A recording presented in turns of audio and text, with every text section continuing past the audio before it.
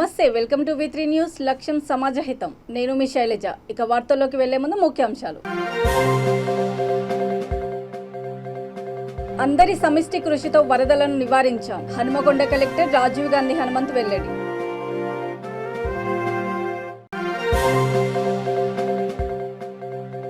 బాధిత కుటుంబ సభ్యులను పరామర్శించిన ఎంపీ మోపిదేవి. ఇద్దరు మృతికి గల కారణాలపై విచారణ చేయనున్నట్లు వెల్లడి.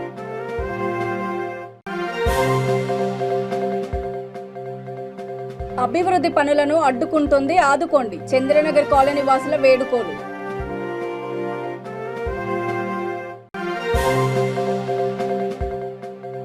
చెత్త సేకరణ వాహనాలను అడ్డుకున్న రైతులు. పంట పొలాల్లోనే చెత్తను డంప్ చేస్తున్నారని ఆగ్రహం. ప్రజాప్రతినిధులు, అధికారుల సమిష్టి కృషితో వరదలను నివారించామని హనుమకొండ జిల్లా కలెక్టర్ రాజీవ్ గాంధీ హనుమంతు అన్నారు. తన కార్యాలయంలో ఆయన మీడియాతో మాట్లాడుతూ గత 6 రోజులుగా వరంగల్ జిల్లాలో కురుస్తున్న భారీ వర్షాలతో జరిగిన నష్టాలపై తీసుకోవాల్సిన చర్యలపై హనుమకొండ, వరంగల్ జిల్లాల కలెక్టర్లు, ప్రజాప్రతినిధులు, వివిధ శాఖల అధికారులతో రాష్ట్ర పంచాయతీరాజ్ శాఖ మంత్రి ఎర్రబెల్లి దయాకర్ రావు సమీక్ష సమావేశం నిర్వహించారని తెలిపారు. విద్యుత్ శాఖ అధికారులు కరెంటు పోల్స్, ట్రాన్స్ఫార్మర్స్ మరమ్మతులు తక్షణమే చేపట్టాలని, క్షేత్రస్థాయిలో వర్షాలకు దెబ్బతిన్న పంటల నష్టాన్ని వ్యవసాయ అధికారులు యుద్ధ ప్రాతిపదికన చేపట్టాలని ఆదేశించారని అన్నారు. నగరంలో దెబ్బతిన్న రోడ్లు, గుంతలకు వెంటనే మరమ్మతులు చేపట్టాలని సూచించారని తెలిపారు.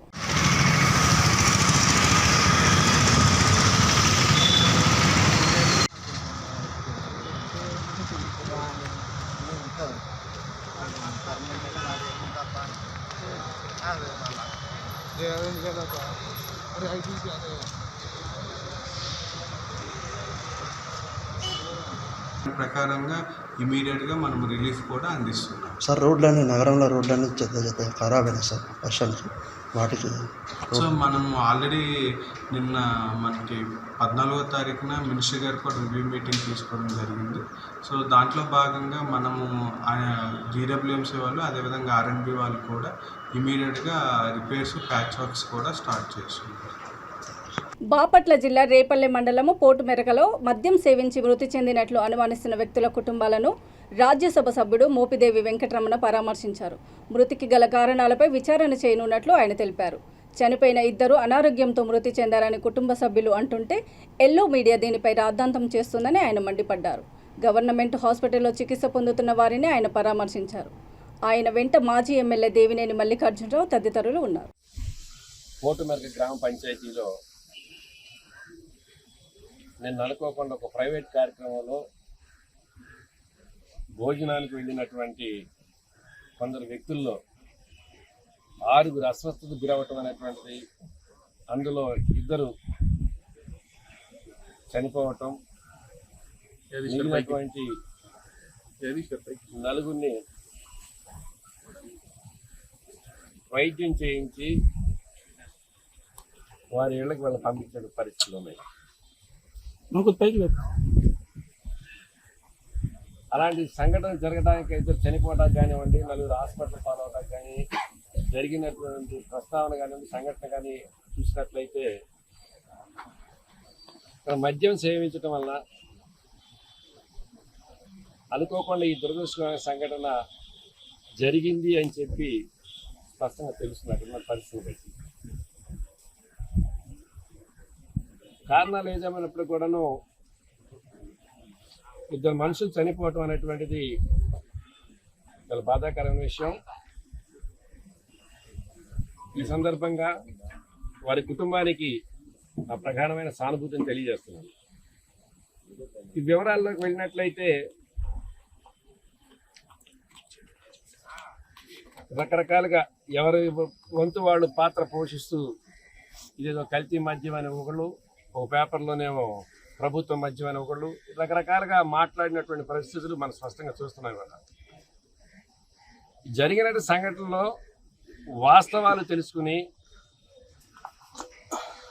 పూర్తి విచారణ చేపట్టి పారదర్శకంగా జరిగిన పరిణామాలు ఏంటి, వీటిలో ఎవరెవరు ఇన్వాల్వ్మెంట్ ఉంది ఏమిటో స్పష్టంగా విచారణ చేపట్టాలని చెప్పి స్పష్టమైనటువంటి ఆదేశాలు కూడాను పోలీస్ శాఖ వారికి ఇవ్వడం కూడా జరిగింది. ఇలాంటి పరిస్థితుల్లో ఈ ఆంధ్రజ్యోతి పేపర్ ABN రక్తపు వాంతులు చేసుకుని 2 దుర్మరణం అని చెప్పి ఒక ఆర్టికల్ పెట్టి రకరకాల ఇష్టం వచ్చినట్టు ఒక ఐటెం రాయటం జరిగింది. చనిపోయిన కుటుంబ సభ్యుల్ని అడిగితేనేమో గ్యాస్ ప్రాబ్లం వల్ల మా తండ్రి గారు చనిపోయారని చెప్పి ఒక ఆయన అంటాడు, ఒక ఆయనేమో అనారోగ్యం వల్ల చనిపోయాడని చెప్పి ఒక ఆయన అంటాడు. చనిపోయిన మృతుల యొక్క కుటుంబ సభ్యులే అనారోగ్యంతో చనిపోయిన దిశగా ఆ విధంగా ప్రస్తావన చేసే విధంగా మాట్లాడుతున్నప్పుడు ఈ రక్తపు వాంతులు ఏంటో, ఈ వ్యవహారం ఏంటో ఏబిఎన్ ఆంధ్రజ్యోతి రాధాకృష్ణ గారికి కానివ్వండి, ఆ ఎల్లో మీడియా కానీ తెలియాలి. ఈ క్రమంలో 2 చనిపోయిన తర్వాత సైకలాజికల్గా భయపడి హాస్పిటల్లోకి వచ్చినటువంటి వ్యక్తుల్లో చనిపోయిన నిన్న ఏదైతే కర్మకాండ జరిగిందో ఆయన పేరు కూడాను కాగితాల వీరరాఘవయ్య, ఆయనకు సంబంధించి కర్మకాండ జరుగుతున్న కార్యక్రమం ఈ ఫంక్షన్లో ఇది జరిగింది. ఆ కాగితాల వీరరాఘవయ్య కొడుకే డైరెక్ట్గా స్టేట్మెంట్ ఏమిస్తున్నాడంటే,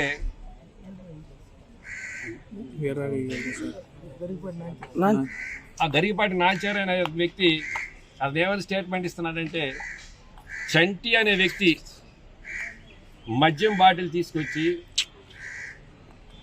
మాకు తాగిపిచ్చాడు, ఆ బాటిల్ ఎక్కడి నుంచి తెచ్చింది ఏమిటనేటువంటిది చంటి అనే వ్యక్తికే తెలుసు అని చెప్పి స్పష్టంగా స్టేట్మెంట్ ఇవ్వడం జరిగింది. ఒకవైపు ఏమో 2 చనిపోయారు, ఈ చనిపోయిన కుటుంబ సభ్యుల తాలూకు అందులో ఉన్న ఒక బంధువేమో పలానా చంటి అనే వ్యక్తి నాకు మద్యం పోసాడని చెప్పి అంటున్నాడు. చనిపోయిన కుటుంబ సభ్యుల తాలూకు వ్యక్తులేమో మేము అనారోగ్యంతో చనిపోయామని చెప్పి వాళ్ళు అంటున్నారు. ఇవన్నీ కూడా చూస్తున్నట్లయితే రకరకాలైనటువంటి అనుమానాస్పదమైన అంశాలు ఇందులో కనిపిస్తున్నాయి. సో ఏది ఏమైనప్పుడు కూడాను ప్రభుత్వ పరంగా స్పష్టమైన విచారణ చేపట్టి తగిన చర్యలు తీసుకోవటం అనేది ఆ దిశగా కుటుంబ సభ్యులకు భరోసా ఇవ్వడం జరుగుతుంది. ఇవాళ రాష్ట్రంలో ఉన్న పరిణామాలు చూస్తున్నట్లయితే జగన్మోహన్ రెడ్డి గారి యొక్క పరిపాలనలో రాష్ట్ర ప్రజలు అనేక రకాలైన సంక్షేమ కార్యక్రమాలు రాష్ట్రాన్ని అన్ని విధాలుగా అభివృద్ధి పథంలో తీసుకెళ్తూ ముఖ్యమంత్రి గారు పలు ప్రయత్నాలు చేస్తూ ప్రజల యొక్క అభిమానాన్ని చూరగొంటూ ఆయన పరిపాలన కొనసాగిస్తున్న ప్రస్తుత పరిస్థితుల్లో తెలుగుదేశం పార్టీ కానివ్వండి, వారికి వత్తాసు పలికేటటువంటి పార్టీలు కానివ్వండి, వారికి తానే అంటే తందానైనటువంటి ఎల్లో మీడియా కానివ్వండి, అది ఏబిఎన్ ఆంధ్రజ్యోతి కావచ్చు, ఈనాడు కావచ్చు, TV5 కావచ్చు, రాష్ట్ర ప్రజలు ఒకవైపు సుఖ సంతోషాలతో ఉంటుంటే ఇక్కడేదో ఘోరాలు నేరాలు జరిగిపోతాయి అన్నట్లుగా ఒక అభూతమైనటువంటి ఒక గ్లోబల్ ప్రచారానికి తెరలేపి ఆ దిశగా ప్రజల యొక్క దృష్టిని మరల్చడానికి చేస్తున్న ప్రయత్నాల్లో ఇది ఒక భాగం. మేము ఒకటే అడుగుతున్నాం రాధాకృష్ణ గారిని, మీరు రాసినటువంటి ఆర్టికల్ చూసినట్లయితే మీ పేపరే ఒక టిష్యూ పేపర్ లాంటిది. రంగారెడ్డి జిల్లా మీర్పేట మున్సిపల్ కార్పొరేషన్ పరిధిలోని 13వ వార్డు చంద్రనగర్ కాలనీలో డ్రైనేజీ పనులను చిగురింత హారికారెడ్డి అనే మహిళ అడ్డుకుంటోందని కాలనీ వాసులు ఆరోపించారు. పలువురు కాలనీ వాసులు మీడియాతో మాట్లాడుతూ తాము ఫ్లాట్లు కొనుగోలు చేసుకుని గత 12 ఏళ్లుగా ఇక్కడే నివసిస్తున్నామని అన్నారు. కాలనీ అభివృద్ధిలో భాగంగా డ్రైనేజీ పనులు చేపడుతూ ఉండగా ఆమె దౌర్జన్యంగా వచ్చి అడ్డుకుంటూ తమను నానా దుర్భాషలాడుతూ తీవ్ర ఇబ్బందులకు గురి చేస్తుందని వారు వాపోయారు. అభివృద్ధి పనులకు విఘాతం కలిగిస్తున్న హారికారెడ్డిపై అధికారులు చర్యలు తీసుకోవాలని వారు విజ్ఞప్తి చేశారు.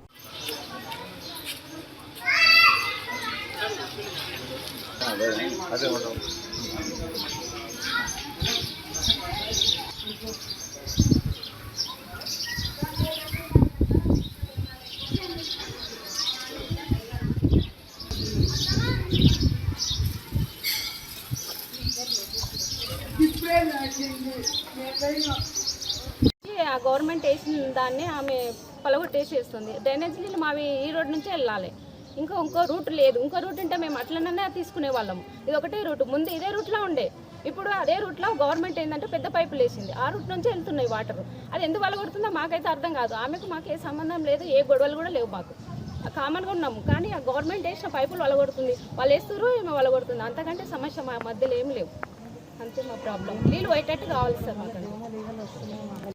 చంద్ర కాలనీ, చంద్రనగర్ కాలనీ ఈ లైన్లో చిగురింత జంగర్ రెడ్డి వాళ్ళు వెంచర్ చేశారు.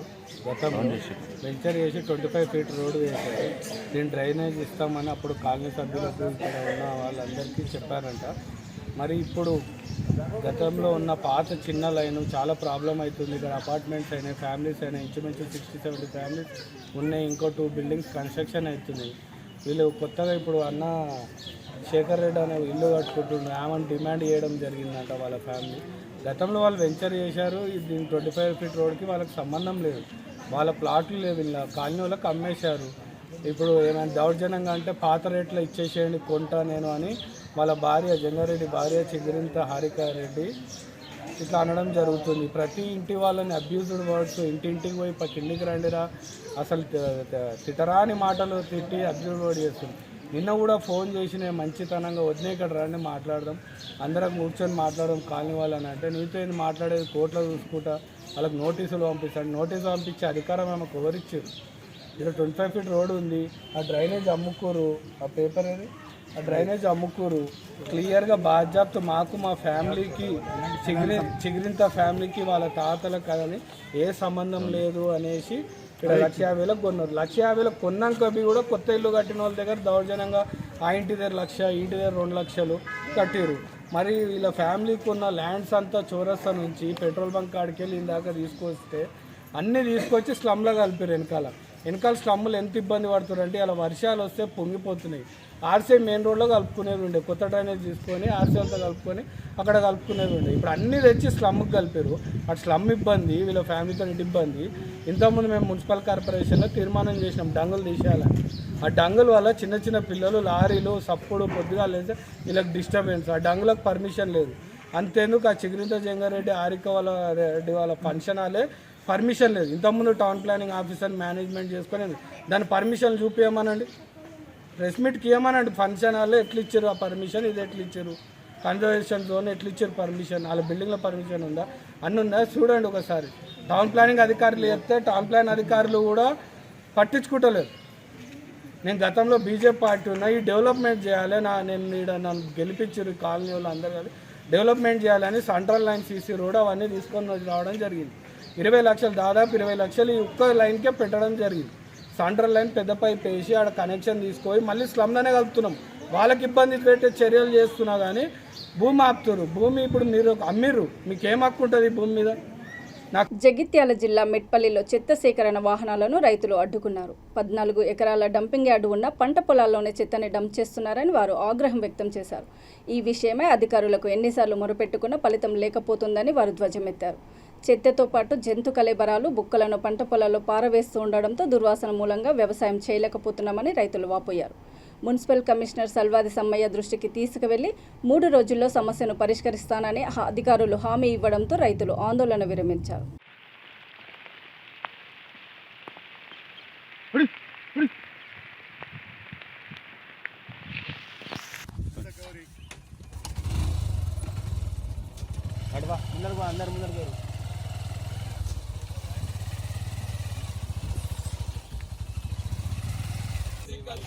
నేను పొలం ఎలమ్మ కాడికి నాకు గంగదరాకు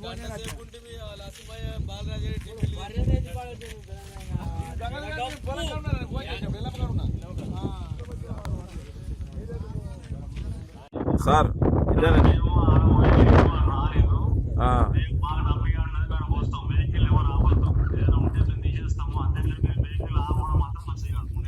అది కాదు సార్, మాకు ఇప్పుడు సార్ సార్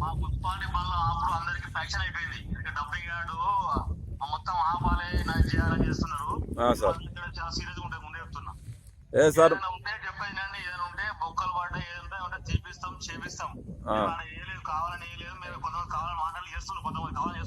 సార్ అక్కడ ప్లస్ లేదు. చెప్పు.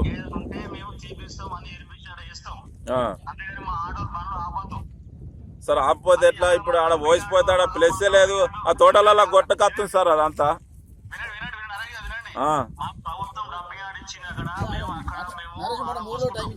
సార్ 3 రోజులు అయినాక మేము అక్కడ సింగపురంకు తోలుకపోతామని అంటారు కదా, ఇది అక్కడనే పోతాం.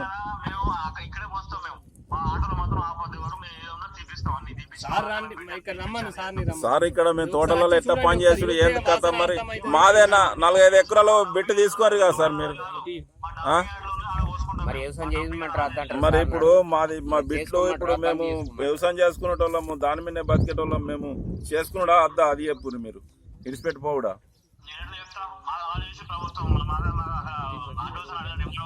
అయినా మీరు కూడా ప్రభుత్వం కాకుండా ఏంటి సార్ మరి మీరు ప్రభుత్వం కాకుండా రైతులను మీరు ఏం చేయదలుచుకున్నారు మీరు ఎక్కడ కోసుకోవాలంటే మేము బతుకుడా మరి అనారోగ్యంతో ఎట్లా మీరు చెప్పండి మీరు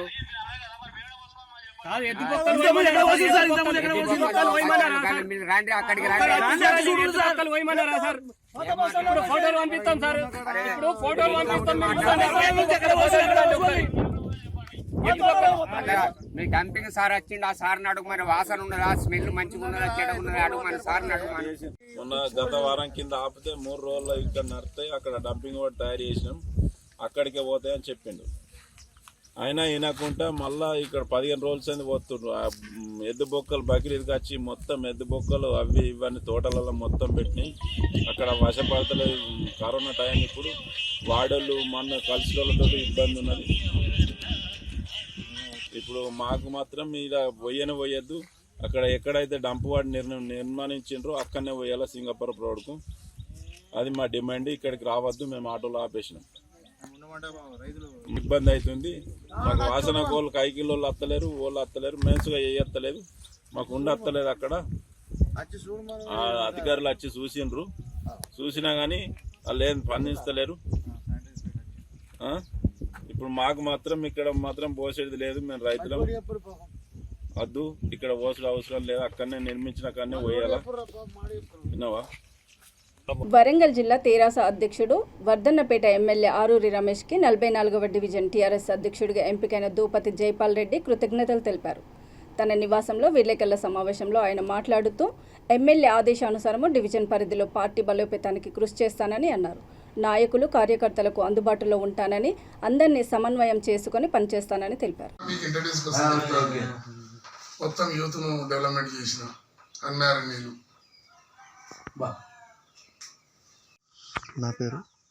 నా పేరు శ్రీ దూపతి జైపాల్ రెడ్డి 44వ డివిజన్ తెలంగాణ రాష్ట్ర సమితి డివిజన్ అధ్యక్షులుగా ఎన్నుకున్నటువంటి వర్ధన్నపేట శాసనసభ్యులకు కృతజ్ఞతలు. నాపై నమ్మకం ఉంచి ఈ యొక్క పదవిని నాకు ఇచ్చినందుకు హృదయపూర్వకంగా వారికి యంగ్ అండ్ డైనమిక్ వర్ధన్నపేట శాసనసభ్యులు వరంగల్ జిల్లా అధ్యక్షులు శ్రీ ఆరూరి రమేష్ అన్న గారికి హృదయపూర్వకంగా కృతజ్ఞతలు తెలియజేసుకుంటున్నాను. ఈ తెలంగాణ రాష్ట్ర సమితి 44వ డివిజన్ ప్రజలందరికీ నాపై ఉంచినటువంటి నమ్మకాన్ని వమ్ము చేయకుండా నిరంతరం నేను ఈ యొక్క డివిజన్ లోపల కార్యక్రమాలు ప్రభుత్వ సంక్షేమ పథకాలతో పాటు మా ఎమ్మెల్యే గారు ఇచ్చినటువంటి ప్రతి పనిని తూచా తప్పకుండా వారికి ఉన్నటువంటి శ్రమలు కష్టాలను ఏమున్నప్పటికీ కూడా వాటన్నిటినీ ప్రభుత్వం దృష్టితో పాటు మా ఎమ్మెల్యే గారి దృష్టికి తీసుకుపోయి ప్రభుత్వం పరంగా పరిష్కరించే దిశగా నేను నిరంతరం డివిజన్లో ఫుల్ టైం వర్క్ చేస్తానని తెలియజేసుకుంటూ గతంలో నాపై నమ్మకం ఎందుకు ఉంచిందంటే నేను గతంలో యునానిమస్గా సర్పంచ్గా చేయడం జరిగింది. యునానిమస్గా 2 సార్లు పిఎస్సిఎస్ చైర్మన్గా ఉండడం జరిగింది. ప్రస్తుతం కూడా పిఎస్సిఎస్ చైర్మన్గా ఉన్నప్పటికీ కూడా నాపై నమ్మకంతో ఈ యొక్క డివిజన్లో ఉన్నటువంటి తెలంగాణ రాష్ట్ర సమితి ప్రజలందరికీ బంధువులందరికీ ఈ హృదయపూర్వకంగా పనిచేస్తాడన్నటువంటి నమ్మకంతో నాకైతే ఈ పదవి ఇచ్చిండు. ఆ పదవికి నమ్మకాన్ని వమ్ము చేయకుండా నిరంతరం నేను ఈ యొక్క డివిజన్లో ఉన్నటువంటి కార్యకర్తలందరికీ ఈ పని చేసుకుంటూ ప్రభుత్వ సంక్షేమ పథకాలతో పాటు మా వర్ధన్నపేట శాసనసభ్యులు వారి తండ్రి గారు అయినటువంటి స్వర్గస్థులు శ్రీ గట్టుమల్లు ఫౌండేషన్ ద్వారా పెట్టినటువంటి అనేక సంక్షేమ కార్యక్రమాలను కూడా యువత దగ్గరికి తీసుకుపోయి వాళ్ళకు విద్యార్థులకు కానీ యువతకు కానీ ఈ కుటుంబాలకు కానీ ఎలాంటి ఆర్థిక సహాయ సహకారాలైనా కూడా అందించడానికి వారు అనేక సేవలు చేస్తున్నారు కనుక మా డివిజన్లో కూడా నేను తప్పకుండా వారి దృష్టికి తీసుకుపోయి ఈ డివిజన్లో ఉన్నటువంటి సమస్యలను ప్రభుత్వ సంక్షేమ పథకాలతో పాటు ప్రభుత్వ నిధులతో పాటు కాకుండా ఇంకా మిగతాయి కూడా మా ట్రస్టీ ద్వారా తప్పకుండా చేయిస్తానని తెలియజేసుకుంటున్నాను. నాకు ఇచ్చినటువంటి నమ్మకాన్ని ఈ పదవిని నేను ఈ వర్ధన్నపేట నియోజకవర్గంలో మా గ్రేటర్ వరంగల్లో ఉన్నటువంటి 14 మంది ఈ 14 డివిజన్లో ఉన్నటువంటి ఈ అధ్యక్షులందరికంటే ఎక్కువగా నిరంతరం నేను ఈ యొక్క డివిజన్లో పనిచేసి అన్న ఆరు రమేష్ అన్న గారి యొక్క పేరు నిలబెడతానని తెలియజేసుకుంటున్నాం. నిర్మల్ జిల్లా బాసర ట్రిపుల్ విద్యార్థులకు మద్దతుగా వచ్చిన వైఎస్ఆర్ కాంగ్రెస్ పార్టీ నాయకులను పోలీసులు అరెస్ట్ చేసి ఠాణాకు తరలించారు. ట్రిపుల్ ఐటీలో కలుషిత ఆహారం తిన్న 500 మంది విద్యార్థులు అస్వస్థతకు గురయ్యారు. వీరందరినీ నిజామాబాద్ ఆసుపత్రికి హుటాహుటిన అధికారులు తరలించారు. చికిత్స పొందుతున్న వారిలో 100 మంది కోలుకున్నారు.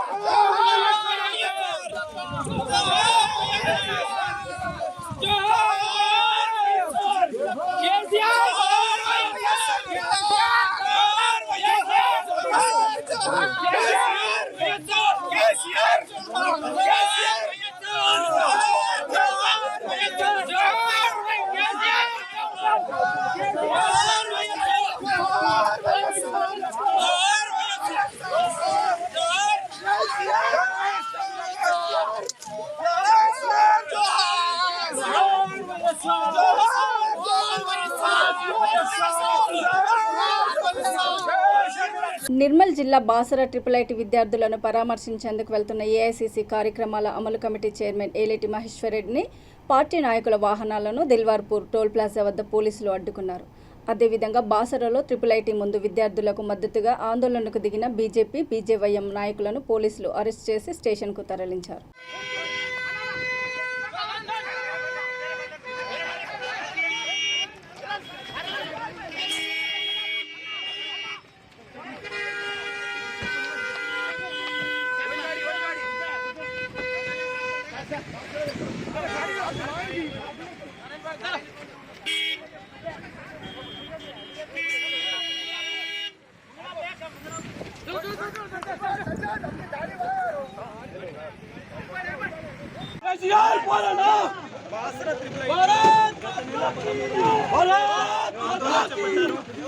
బాసర త్రిబుల్ ఐటీ మరోసారి వివాదాల్లో నెలకొంది.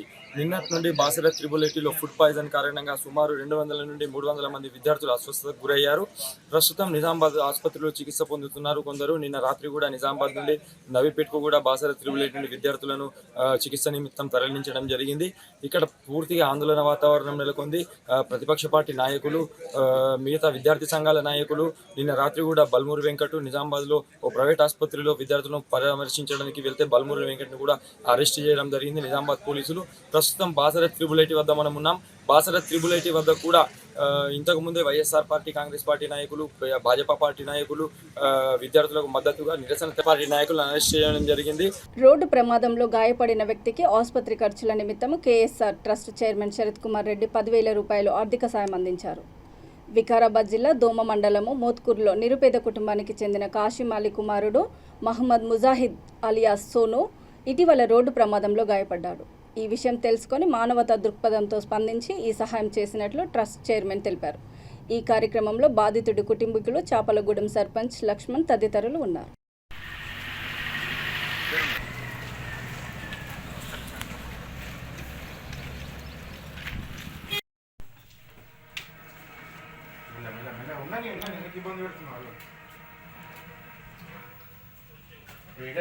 T3 T4 की जाती है इनका ना ఏమంటారు మళ్ళీ ఫిజియోథెరపీ ఎప్పటి నుంచి స్టార్ట్ చేస్తా అంటే వాళ్ళు రిపోర్ట్ రాసింది కానీ ఇక్కడ దిస్తున్నదే మొన్న సార్ అక్కడ చెప్పి మొన్న లేదా పరిగిలో ఫిజియోథెరపీ ఉంది కదా అది శారదా హాస్పిటల్ ఉన్నది చూడండి. నేను చెప్పమంటే చెప్తాను నేను వాళ్ళకి. శారదా హాస్పిటల్కి ఓనర్తో నాకు ఫోన్ చేసి నేను చెప్తాను. ఏ హాస్పిటల్ వేసాడు సక్రానా?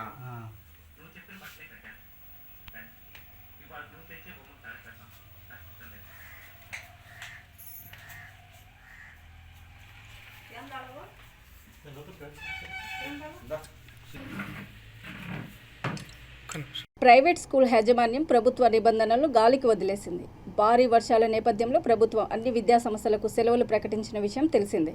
అయితే తమ పాఠశాలకు సెలవు లేదు అంటూ ఆ పాఠశాలను ఎంచక్కా నడిపిస్తున్న వైనం ఇది. సూర్యాపేట జిల్లా మేళ్లచెరువు మండలంలో 4 రోజుల నుంచి నవభారతి అనే ప్రైవేట్ పాఠశాల సెలవు రోజుల్లోనూ నడుస్తుంది. తమ స్కూల్కి సెలవు లేదని పాఠశాల కరస్పాండెంట్ పాపిరెడ్డి చెప్పడమో గమనార్హం. తరగతులు నిర్వహిస్తున్న యాజమాన్యంపై తక్షణం చర్యలు తీసుకోవాలని విద్యార్థి సంఘాలు డిమాండ్ చేస్తున్నాయి. హైదరాబాద్ వనస్థలిపురం ప్రశాంత్ నగర్లో శ్రీ కనకదుర్గ అమ్మవారు శాకంబరిగా భక్తులకు దర్శనమిచ్చారు. ఆషాఢ ఏకాదశి సందర్భంగా అమ్మవారితో పాటు ఆలయ ప్రాంగణాన్ని పలు రకాల కూరగాయలు, ఆకుకూరలతో సుందరంగా అలంకరించారు.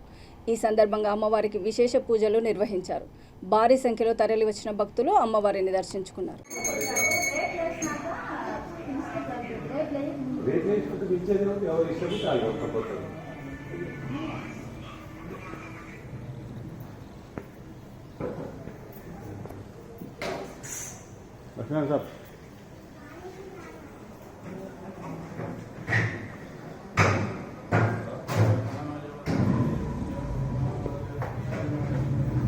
ఇక వార్తలు ముగించే ముందు ముఖ్యాంశాలు మరోసారి. అందరి సమిష్టి కృషితో వరదలను నివారించాం. హనుమకొండ కలెక్టర్ రాజీవ్ గాంధీ హనుమంతు వెల్లడి.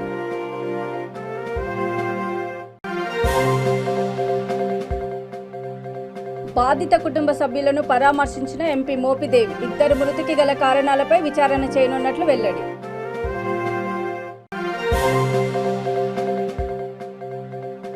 అభివృద్ధి పనులను అడ్డుకుంటుంది, ఆదుకోండి. చంద్రనగర్ కాలనీ వాసుల వేడుకోలు.